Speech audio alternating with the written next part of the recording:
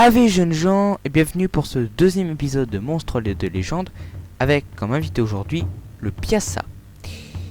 Alors cet épisode sera divisé en 4 parties. La première, la présentation, la deuxième, les caractéristiques du monstre, la troisième, les anecdotes sur le monstre et la quatrième, des témoignages sur un fait commis par le monstre. C'est parti. Le Piassa est un démon décrit par les Indiens d'Amérique du Nord comme un monstre ayant une envergure de plus de 15 mètres. Il était si fort qu'il pouvait soulever un bison vivant avec ses énormes serres. À la fois oiseau, reptile et poisson, cette terreur des airs faisait trembler jusqu'aux plus braves des guerriers Illini, surtout quand il s'est mis à aimer la chair humaine. Piassa signifie oiseau mangeur d'hommes ou oiseau de malheur. Il avait la particularité d'avoir un visage d'homme, des écailles sur le corps, des cornes, des ailes, 4 pattes et une longue queue de poisson. Il vivait sur les falaises des rives du Mississippi, aux États-Unis, et sa légende vient d'une légende indienne transmise par l'historien John Russell. D'après la légende, avant que les rives du Mississippi soient habitées, le Piassa se nourrissait de bisons qu'il emportait dans sa grotte perchée dans les falaises dominant le fleuve. Mais dès que les Illini s'y installèrent, le Piassa enleva l'un d'entre eux et ne chassa plus que des humains. Le Piassa avait le visage d'un barbu colérique, la bouche garnie de dents pointues, des écailles sur le corps, des cornes de cerf, des ailes de chauve-souris et 4 pattes. Il avait une queue de scorpion terminée par une nageoire de poisson.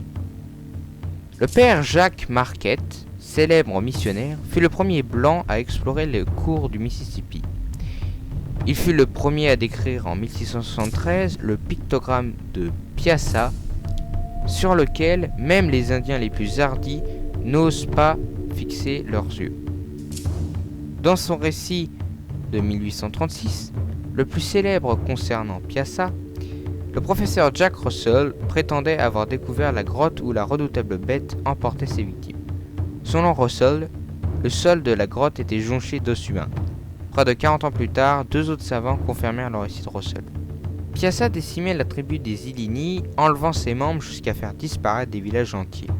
De nombreux guerriers tentèrent longtemps de le tuer, mais en vain.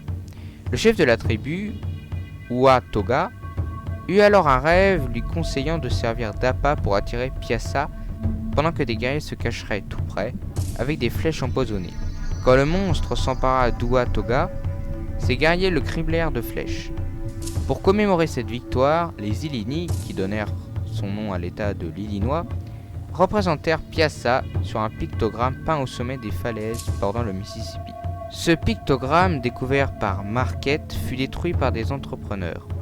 En 1924, un artiste choisit un endroit au nord d'Alton, dans l'Illinois, pour recréer l'image du Piassa, elle-même détruite dans les années 1960. Aujourd'hui, on peut voir une peinture de Piassa, haut de près de 15 mètres, sur une falaise au nord d'Alton.